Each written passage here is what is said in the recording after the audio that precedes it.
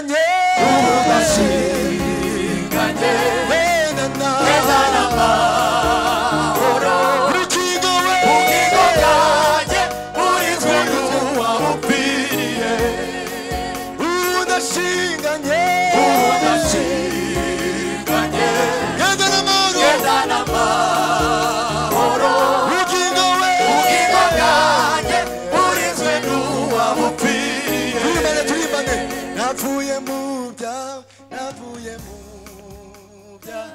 mu butware bw'isi ninjira mu buruhukiro budashira iteka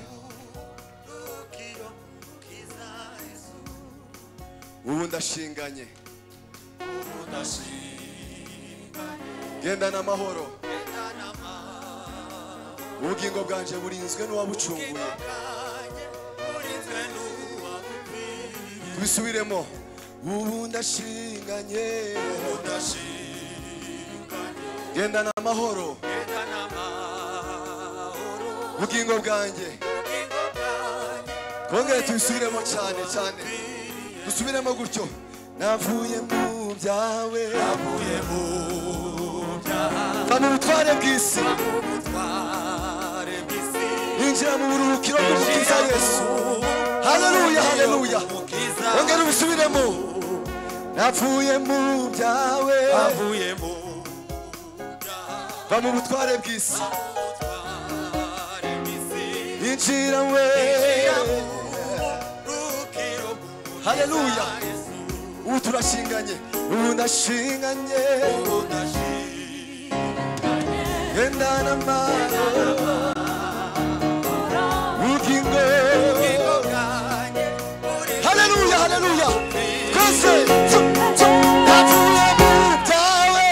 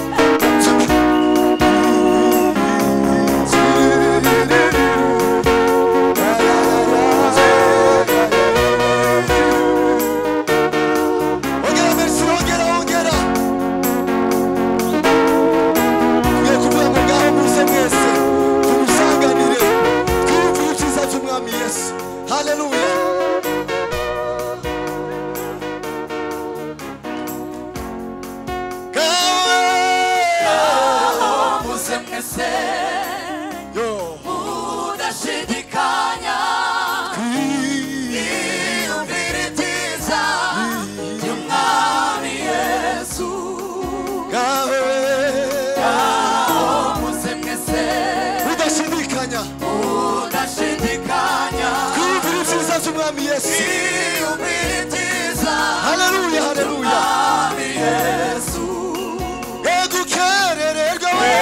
edukererwa tumusanganire Yesu ateze amaboko arabakunda edukererwa tumusanganire Yesu ateze amaboko arabakunda haleluya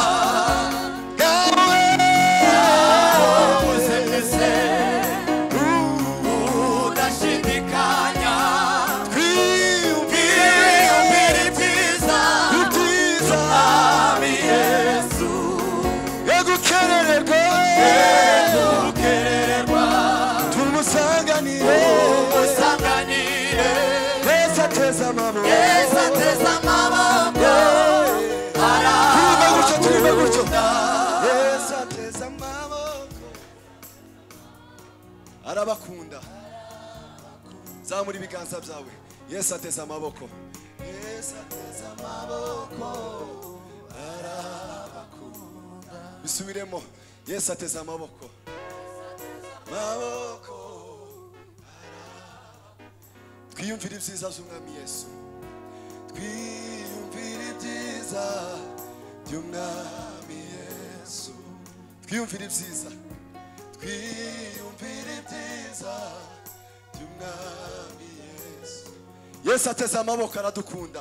Yesu ateze amaboko arabakunda. Yesu ateze amaboko. Yesu ateze amaboko. Yesu ateze amaboko. Yesu ateze amaboko arabakunda. Yesu ateze amaboko. Yesu ateze amaboko arabakunda. Yesu ateze amaboko. Yesu ateze amaboko arabakunda. Murakoze cyane.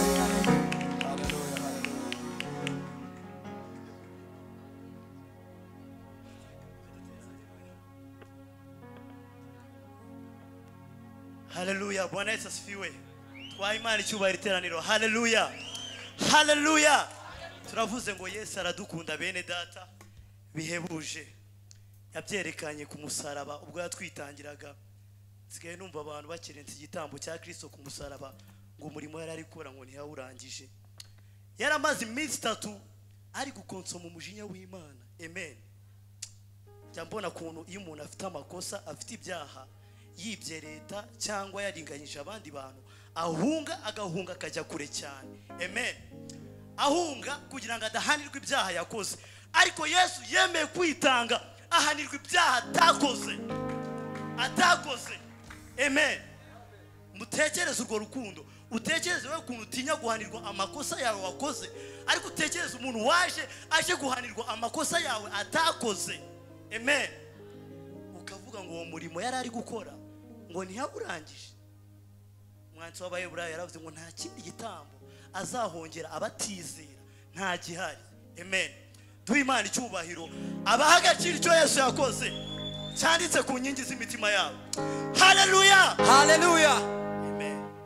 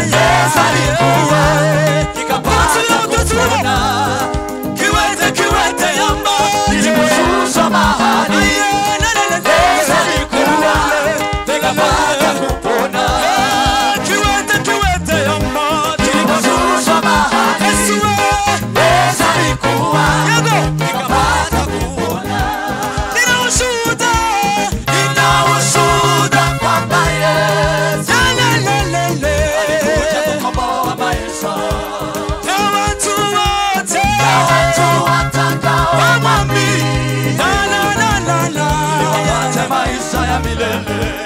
Nina ushuhuda kwamba Yesu alikuja kukomboa maisha ya watu wote. Ili wapate maisha ya milele. Lazima ni cyubahiro. Ya tujya kuririmbana. Zakayo wambaye mchanja alikutana na Yesu akapata wokovu. Zakayo wambaye yelelele Yesu alikutana na Yesu akapata wokovu. Zakayo wambaye yelelele alikutana na Yesu kwangere rimwe akapata wokovu. Zakayo wambaye yelelele na Yesu akapata wokovu. Bartimayo alikutana na Yesu akapata kuona. Bartimayo kipofu Yesu akapata kuona. Bartimayo kipofu alikutana na Yesu akapata kuona. Kiwete ya macho Yesu alikuwa akapata kupona. Kiwete ya macho Yesu alikuwa wagia kiwete ya macho Yesu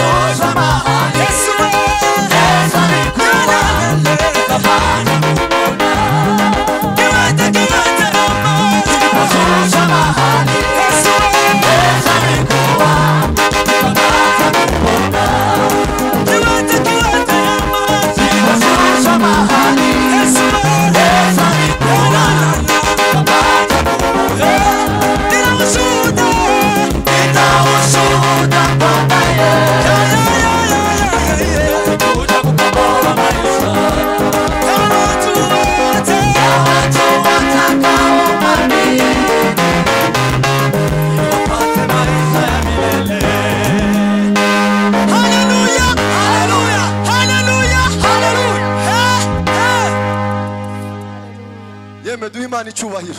Haleluya, haleluya. Indirimbo zo mu Giswahili ziragoye kuzumva iyo yumvishe bwa mbere. Ariko indirimbo twatangiye tuvuga amakuru ya Zakayo. Tuvuga ukuntu Zakayo yari umukoresha w'ikoro.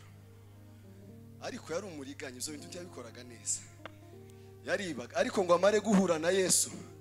Bibiliya ivuga ngo gakiza ngo gataha mu nzu ye. Siko yeme tuvuga ku mpumyi. Impumyi nayo yahuye na Yesu. Bartimayo gihure na Yesu irabona. Tuvuga cya kirema cyari kikorewe n'abantu bane ngo baja mu gisenge hejuru ngo bareba ahantu Yesu ari neza ngo baratungereza ngo barakirekura ngo naco kigeze aho Yesu ari ngo kirakire. Ayo makuru ko murumva atari meza. Ahuye n'ibibazo muza muhura navyo muri ubu buzima busanzwe. Gupfusha, kubura urubyaro, kugwara, kubura amafaranga, gukena, ibyo byose. None titwarangirije aho ngaho, kuko abo bantu bose bagiye bakira barapfuye. Siko yeme ubu nyine wo kubaza Zakayo arahari, ni amakuru tumwumva amakuru. Abo bose barapfuye. None turangiriza ku ijambo rivuga ngo nina ushuhuda kwamba Yesu alikuja kukomboa maisha ya watu wote watakaomwamini ili wapate maisha ya milele. Haleluya. Ngo dufite ubuhamya ko Yesu yaje gukiza ubugingo bw'abataramwizera kugira ngo babone ubuzima bw'iteka ryose. Yeme tuzamura ibiganza byacu duhimana icyubahiro.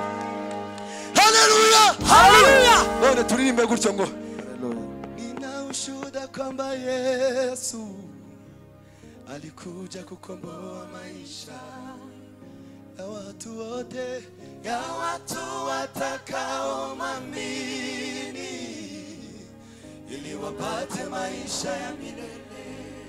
nina ushuhuda we, nina ushuhuda kwamba Yesu alikuja kukomboa maisha ya watu wote. Merci Shami ngoma papa. Mwamini ili wapate maisha ya watu wote. Oh, mwamini ili wapate maisha ya milele Ya watu wote. watakao mwamini ili wapate maisha ya milele Ya watu wote. watakao mwamini wapate maisha ya milele. Nina ushuhuda, Nina ushuhuda kwamba Yesu alikuja kukomboa maisha. nina ushuhuda. Nina ushuhuda kwamba Yesu alikuja kukomboa maisha Ya watu wote. ya watu watakao mwamini wapate maisha ya milele. Ya watu wote. Ya watu watakao mwamini ili wapate maisha ya milele. Ya watu wote. Ya watu watakao mwamini wapate maisha ya milele. Ya watu watakao mwamini wapate maisha ya milele. Healing barakoze cyane nibicare. Imana ibahereze umugisha mwinshi cyane. Zamura volume gato. Sajya ndirimba urukundo rw'umukiza rwankuye mu mwijima. Sajya nirata umusaraba wa Yesu wambereye ibyiringiro. Sajya ndirimba urukundo rw'umukiza rwankuye mu mwijima. Sajya nirata umusaraba wa Yesu wambereye ibyiringiro.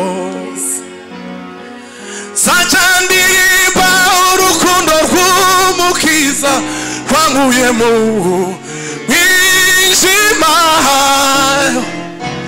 Sajya nirata umusaraba wa Yesu wambereye ibyiringiro. Haleluya!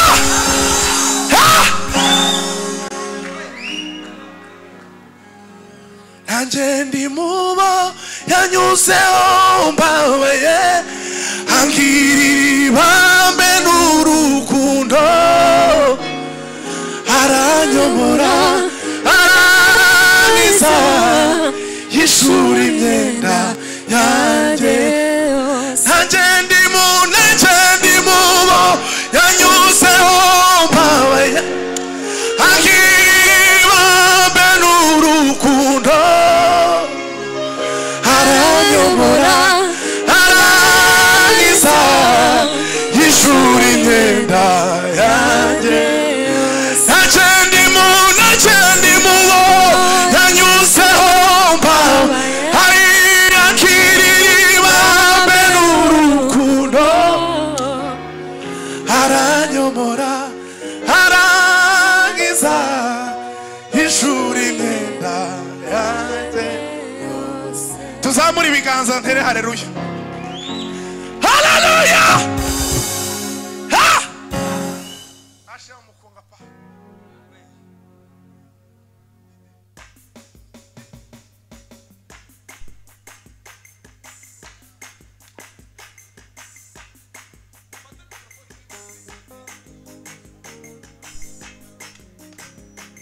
Umwami ageze kw'irembo,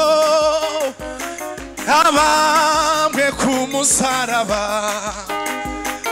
yaje kudukoranya be tubane mw'ijuru we. Umwami ageze kw'irembo, abambwe yaje we